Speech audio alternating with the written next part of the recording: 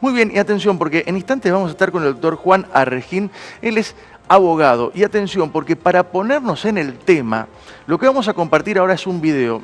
Fíjense, vamos a hablar con el doctor de estas cuestiones que tienen que ver con lo que puede ocurrir cuando alguien viola lo que tiene que ver con una obligación que tiene, en este caso, el aislamiento por el tema del coronavirus. Observen lo que ocurre. Hay un portero que trata de hacer su trabajo, en el cual no puede salir esta persona, no puede salir nadie, y esta persona viola casualmente la restricción que tenía para salir y se produce esta situación en la cual el portero sufre las consecuencias de este inadaptado. Son imágenes fuertes, por supuesto, donde hay una persona que está realizando su trabajo y le informa que no puede salir porque no corresponde, tiene que cumplir el aislamiento, y esta persona sufre una terrible agresión por parte de esta persona. Doctor, 17 golpes, sí, Rana. 17, los contaste, yo no los pude contar. Y le rompió el tabique La verdad. y le abrió el cráneo. Aclaremos, Rana, que esta persona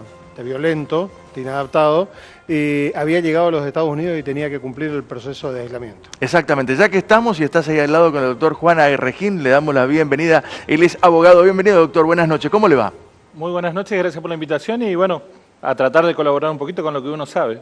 Aprovechemos que, por favor, mi amigo Zacarías, haga la pregunta de rigor al doctor. El presidente ayer dijo, lo voy a ir a buscar yo. Sí. Por supuesto, fue una bravuconada, pero ¿qué sanción le corresponde a una persona como esta, más allá del hecho de las lesiones? Bueno, para aclarar un poquito el concepto, el presidente de la Nación es profesor de Derecho Penal, Sí. ¿tá? Con lo cual sabe cuál es el castigo que le corresponde a una persona que hizo esto, independientemente de las lesiones, porque digo, cualquier persona que lastima a un portero o a otra persona, obviamente tiene que responder. El punto es que estamos en una situación donde el Estado Nacional decreta, mediante un decreto de necesidad y urgencia, una situación de emergencia sanitaria.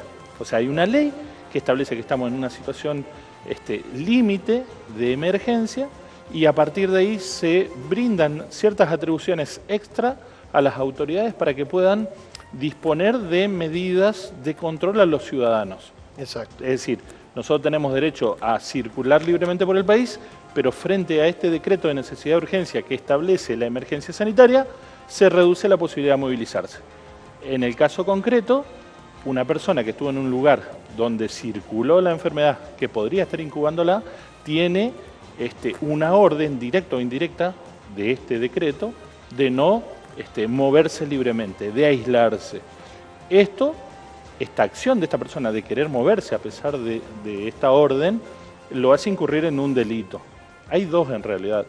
Uno es el de violar medidas de autoridades en función a ciertas situaciones, como por ejemplo esta emergencia de salud. Que es preservar la salud pública. Exactamente, que en realidad va a tener una multa de 5.000 a 100.000 pesos, dice el Código Penal, y si llegara a enfermar a una persona al violar estas medidas, podría tener una prisión de 6 meses a 2 años. Obviamente, en la práctica nadie va preso por esto, Seguro. pero digo, un antecedente lo va a tener, van a tener que investigarlo. Y si no, que es otra cuestión que muchas veces se lo ven en materia de violencia de género, es la desobediencia a una orden de una autoridad. La gente habla de desobediencia a los jueces o desobediencia judicial, pero en realidad el artículo 239 del Código Penal sanciona al que no hace caso a una orden de una autoridad determinada, en este caso el Estado Nacional. Claro. Ordena que toda persona que estuvo en esta situación crítica no deambule libremente.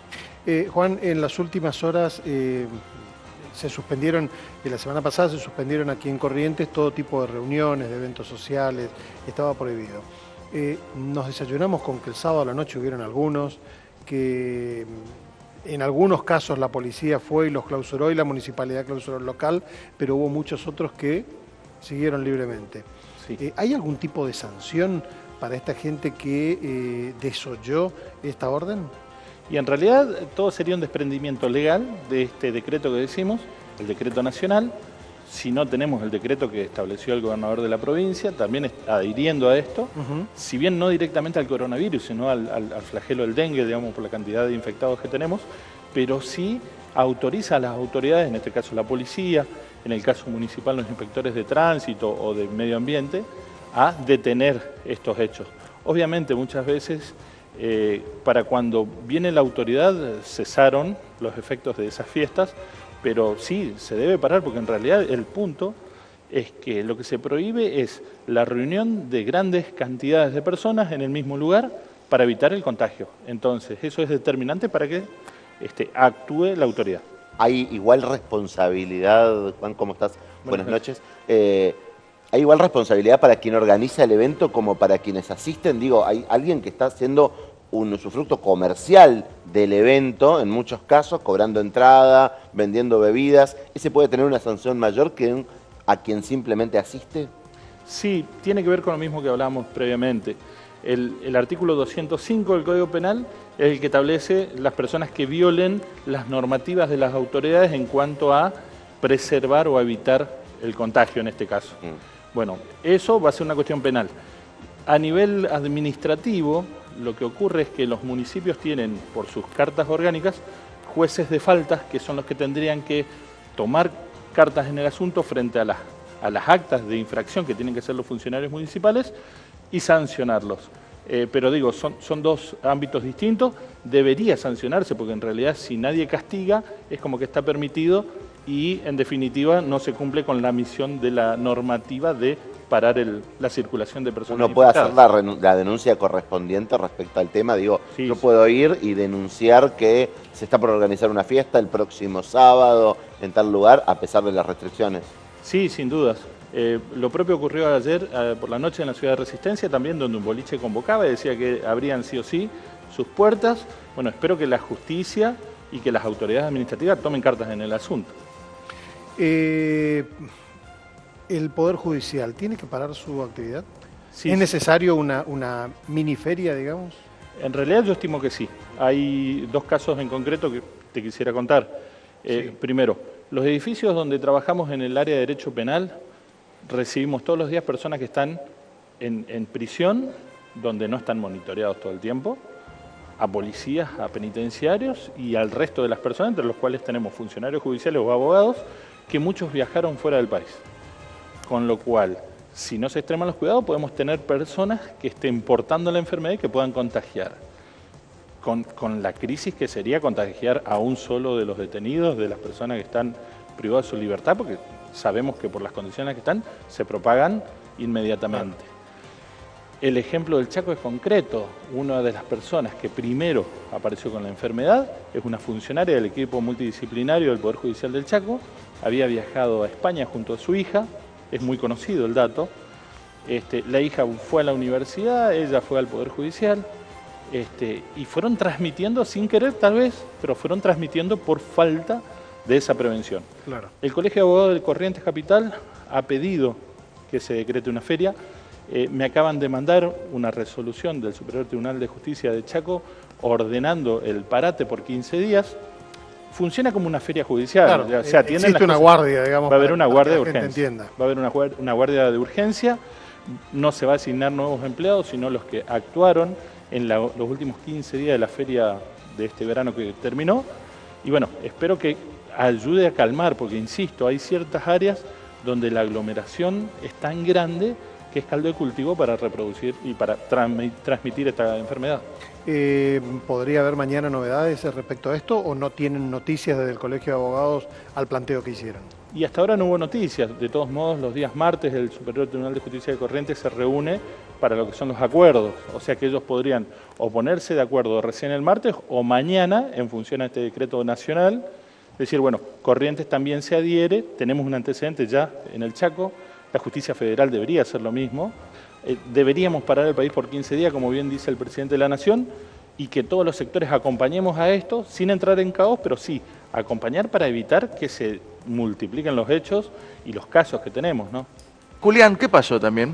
Sí, parece que hay una nota insólita sucedida en Córdoba que vamos a estar compartiendo en el desarrollo del programa también, en el marco de esta preocupación general que estamos teniendo en Corrientes. Tiene que ver con esto que estamos viendo. Córdoba, lo denunciaron los vecinos porque no cumplía la cuarentena y la policía le puso vigilancia. Qué terrible también tener que ocupar recursos del Estado para controlar ciudadanos irresponsables, ¿no?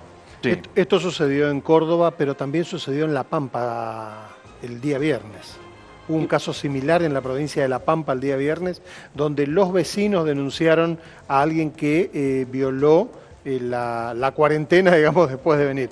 ¿Qué pasa con alguien que, sabiendo que está contagiado y que tiene que mantenerse aislado, sale a la calle y mantiene contacto con la gente y puede llegar a contagiar a alguien? Bueno, esa es la parte más grave de estas situaciones. El Código Penal, bueno, decíamos, tiene estos dos artículos, el 205 y el 239, que son los más suaves, por decir así, en términos de castigo. Cuando hablamos de enfermedades de tipo peligrosas y contagiosas, el artículo 202, que refiere a la protección de la salud pública, dice: el que propagara una enfermedad peligrosa y contagiosa será responsable y tendrá una pena de entre 3 a 15 años de prisión. Obviamente esto va a pasar por el camino de una investigación judicial. Seguro.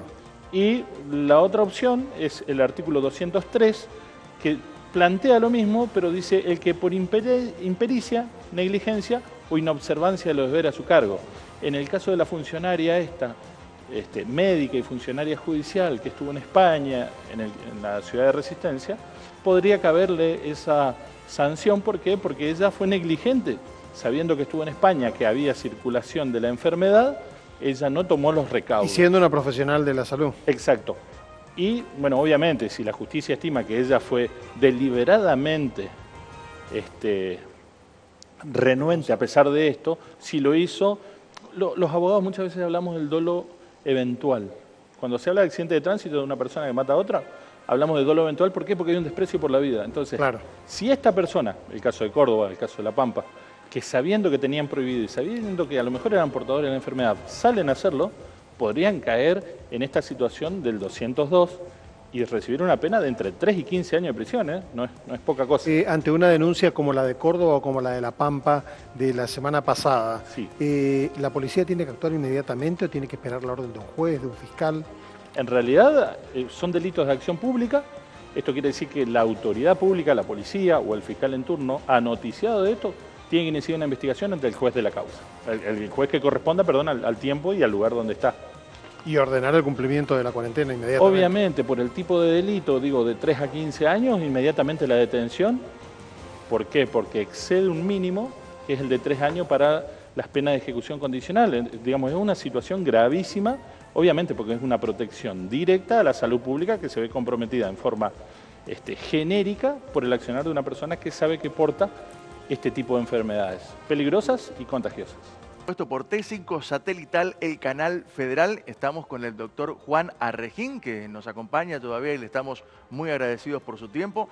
Alfredo Zacarías, le preguntamos algo más al doctor, por supuesto, Sí, con y los le vamos hechos a de preguntar público de lo que conocimiento. terminamos de decir. Exactamente. Este ciudadano chino que aparentemente se le recomendó que quede aislado en el Chaco, desobedeció eso y vino a Corrientes. Sí. ¿Le cabe algún tipo de sanción de comprobarse que esté enfermo? Sí, en realidad en todos los casos, digo, si incumplió con las normas de la provincia del Chaco, el decreto del gobernador Capitanich, si no, incumplió con el decreto del gobernador Valdés, y si no, por este momento, incumplió con el decreto... Con los decretos nacionales. Nacionales, con lo cual, esto sumado al cierre de fronteras que ustedes avisaban al comienzo del programa, habla a las claras de que la medida está tomada, está firmada y por eso se hizo pública. Con lo cual, lo que debería o un fiscal local o el fiscal federal imputarle a esta persona y pedir no solo su aislamiento, sino una vez que esté en condiciones de afrontar un proceso judicial, ir a la justicia y responder por sus actos, porque evidentemente fue ¿Qué es queriendo. esto? ¿Es un delito federal? ¿Es un delito provincial? En realidad, al tratarse de un ciudadano extranjero y al haber un soporte legal nacional, el fiscal federal debería. ¿Por qué? Porque hay un decreto de necesidad de urgencia que equivale en la validez a una ley del Congreso de la Nación. Claro. Entonces, para que tenga mayor fuerza y para que se le aplique el Código Penal, yo estimo que el fiscal federal debería actuar y aparte para que sea una medida, como decía hoy yo, ejemplificadora. ¿Por qué? Porque si no, todas las personas que están en esta situación van a seguir deambulando, contagiando a un número increíble de personas sin que nos podamos dar cuenta de cómo viene. Arregín, ¿con Sí. una detención o con una extradición? Tengo entendido que hubo alrededor de 270 turistas que fueron extraditados por no cumplimentar con la cuarentena. ¿Extraditados o deportados? Eso, la Exacto, figura. sí, sí, deportado sería, pero en realidad lo que pasa es que hay que ver en qué situación está esta persona en nuestro país. Nosotros tenemos una ley de migraciones, una autoridad nacional, la Dirección Nacional de Migraciones, habría que ver si está dentro de este grupo de los chinos que vinieron hace años y que se instalan comercialmente en la provincia o en el país, o si es que una persona que es transeúnte. Si es un turista, obviamente automáticamente se lo echa, y si no, por su tipo de situación legal frente a migraciones, iniciar un proceso y sí, echarlo, sin dudas. Obviamente, echarlo después que esté curado, digamos, y sea Obvio. tratado, porque si no estamos mandando más problemas de vuelta a China. Claro. Exactamente. El objetivo sería primero solucionar la cuestión de salud Exacto. y después sí deportarlo. Así es.